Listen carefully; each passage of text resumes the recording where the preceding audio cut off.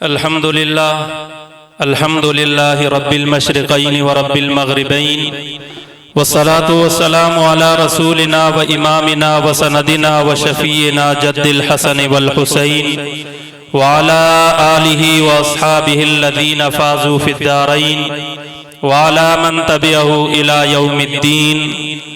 أما بعد فأعوذ بالله من الشيطان الرجيم. بسم الله الرحمن الرحيم.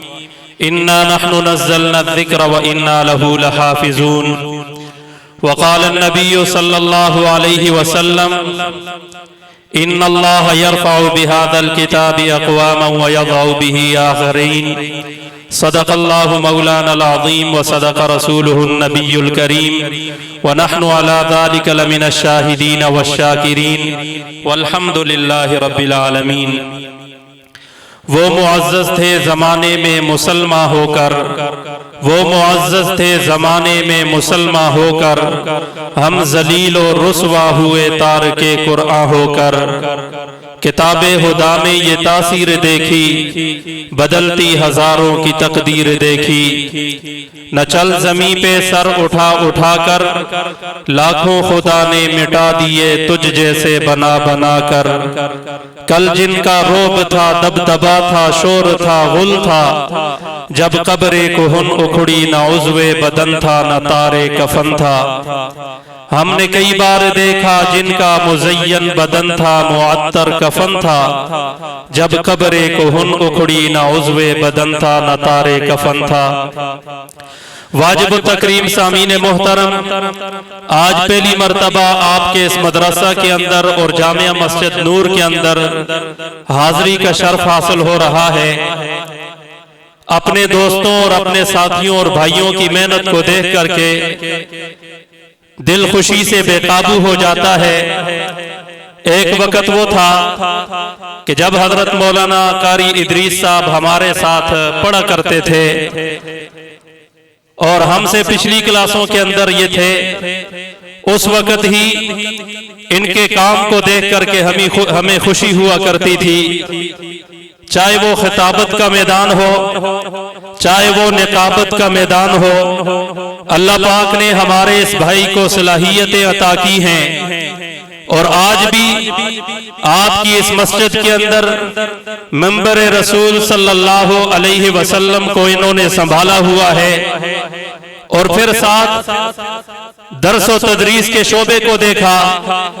ان معصوم بچوں کی زبانوں کے اوپر ان کے مکالموں کو دیکھا، سن کر کے خوشی ہوئی. وہ باتیں جو آج کے بوڑھے کو بھی سیکھنی چاہیے، جوان کو بھی سیکھنی چاہیے، وہ الحمدللہ بچپن ہی سے ہمارے بھائی مولانا ادریس صاحب ان بچوں کو سکھا رہے ہیں. اللہ پاک ان کا سایہ ہمارے سروں پر قائم اور دائم رکھے اور ان بچوں کو اہل علاقہ کے لیے نجات کا ذریعہ بنائے. میں نے قرآن پاک کی آیت آپ حضرات کے سامنے پڑھی. رب فرماتا ہے کہ قرآن کو نازل کرنے والا بھی میں ہوں اور قرآن پاک کی حفاظت کرنے والا بھی میں ہوں. اس قرآن پاک کے ساتھ جو بھی جڑا ہے اللہ نے اسے بلند کیا ہے، اور جو بھی قرآن پاک کے ساتھ سے کٹا اللہ نے اسے ذلیل اور رسوا کیا ہے. اللہ کے حبیب نے فرمایا: ان اللہ یرفع بہذا الکتاب اقواما. اللہ اس قرآن کے ذریعے سے قوموں کو بلندی عطا کرتا ہے. وَيَضَعُ بِهِ آخَرِينَ. اور اس قرآن کے ذریعے سے قوموں کو ذلیل اور رسوا بھی کرتا ہے. اللہ کے حبیب نے فرمایا کہ روئے زمین پر جب عذاب نازل ہوتا ہے 4 وجہ سے اللہ کا عذاب ختم ہو جاتا ہے. رب عذاب کو نازل نہیں کرتا. رب کے فرشتے تیار بیٹھے ہیں کہ یا اللہ زمین گناہوں سے بھر چکی ہے، ہم عذاب کو نازل کرنا چاہتے ہیں. ادھر سے مسجد سے اذان کی آواز آتی ہے، اللہ اکبر اللہ اکبر. رب فرماتا ہے او میرے فرشتوں، ابھی بھی میرا نام لینے والے لوگ موجود ہیں، عذاب کو نازل نہیں کرنا. پھر فتنہ فساد شروع ہو جاتا ہے، شرک و بدعت شروع ہو جاتی ہے، گناہوں کے کام شروع ہو جاتے ہیں. فرشتے اجازت طلب کرتے ہیں، یا اللہ ہم عذاب کو نازل کرتے ہیں. رب فرماتا ہے کہ اچھا ذرا انتظار کرو، ادھر سے حاجی تلبیہ پڑھتا ہے، لبیک اللہم لبیک لبیک لا شریک لک لبیک ان الحمد والنعمت لک والملک لا شریک لک۔ رب فرماتا ہے کہ فرشتوں عذاب کو نازل نہ کرنا، ابھی بھی میرا نام لینے والے لوگ موجود ہیں۔ پھر عذاب کے لیے درخواست ہوتی ہے، یا اللہ ہم عذاب کو نازل کرتے ہیں۔ ادھر سے مجاہد اپنی جان کو ہتھیلی پر رکھ کر کے جہاد کے لیے میدان جہاد میں کود پڑتا ہے اور اللہ اکبر کا نعرہ لگاتا ہے۔ رب فرماتا ہے او میرے فرشتوں ابھی عذاب کو نازل نہ کرنا، ابھی بھی میرا نام لینے والے لوگ موجود ہیں۔ پھر فرشتے اجازت طلب کرتے ہیں، ادھر چھوٹے چھوٹے معصوم بچے تہجد کے وقت قرآن کو کھول کر کے تلاوت کرتے ہیں، کبھی کہتے ہیں طٰہٰ ما انزلنا علیک القرآن لتشقیٰ، کبھی کہتے ہیں الرحمن علم القرآن، کبھی کہتے ہیں انا انزلناہ فی لیلۃ القدر، کبھی کہتے ہیں یاسین والقرآن الحکیم۔ رب فرماتا ہے او میرے فرشتوں ابھی عذاب کو نازل نہ کرنا، ابھی معصوم زبانیں گناہوں سے پاک زبانیں اپنی مبارک زبانوں سے قرآن کی تلاوت کر رہی ہیں، مجھے میری کبریائی کی قسم میں ان معصوم بچوں کی وجہ سے عذاب کو نازل نہیں کر سکتا۔ کہہ دو سبحان اللہ اور اونچی آواز سے، اور اونچی آواز سے۔ آپ سے زیادہ ماشاءاللہ بچوں کی آواز ہے، پتہ نہیں آپ کیوں پریشان بیٹھے ہوئے۔ مولانا قاری ولی الرحمان صاحب اتنے احسن انداز سے آپ حضرات کو سمجھا رہے تھے، لیکن خاموشی ہر طرف چھائی ہوئی تھی۔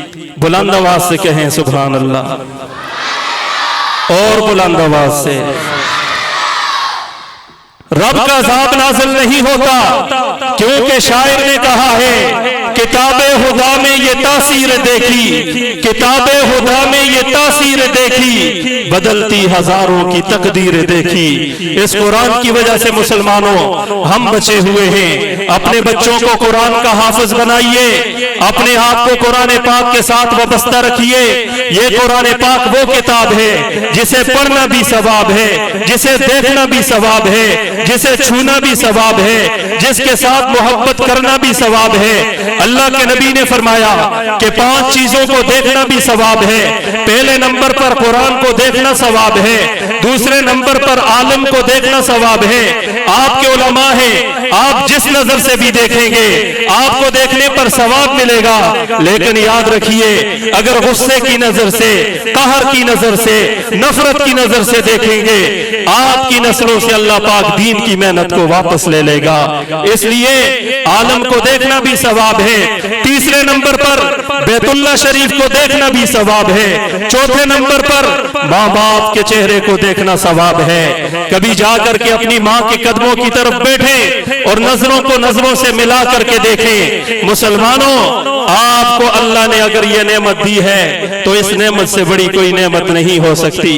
میرا ایک دوست ہے وہ حج پر چلے گئے، وہ کہتے ہیں کہ افطاری کے وقت تقریباً 90 سال کا بوڑھا چیخے مار کر کے رو رہا تھا۔ میں نے پوچھا کہ بابا جی کیوں رو رہے ہو، ابھی افطاری کا وقت ہے؟ اس نے کہا کہ اللہ کے بندے میں یہاں پر بیٹھا ہوا ہوں افطاری کے وقت، اچانک مجھے میری ماں یاد آ گئی۔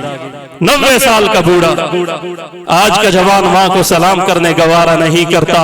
5ویں نمبر پر آب زمزم کو دیکھنا بھی ثواب ہے۔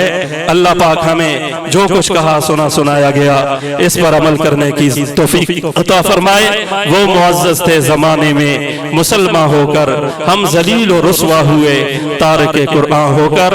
وآخر دعوانا ان الحمدللہ رب العالمین۔